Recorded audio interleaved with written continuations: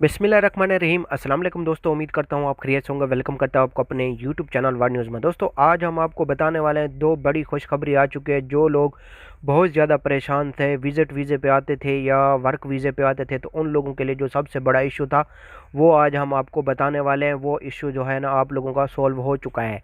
Video पूरी watch क्या करें ताकि आप लोगों का फ़ायदा हो। इसके अलावा अगर आप लोगों का कोई भी सवाल है तो कमेंट्स करके आप पूछ सकते हैं।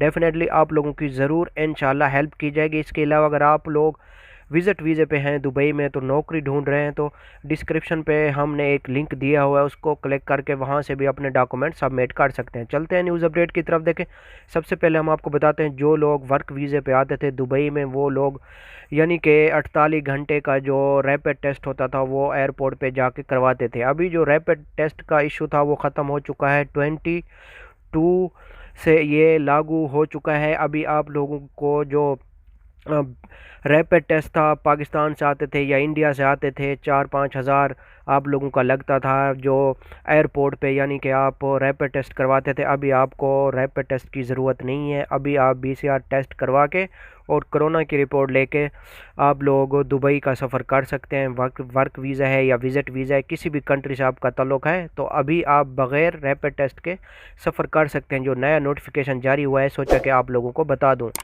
अगर वीडियो अच्छी लगती है तो चैनल को ज़रूर सब्सक्राइब किया करें। मिलते हैं नेक्स्ट वीडियो में। दुआ में याद रखना, कोई भी सवाल है तो कमेंट्स करके पूछ सकते हैं। ओके, अल्लाह हाफ़िज़।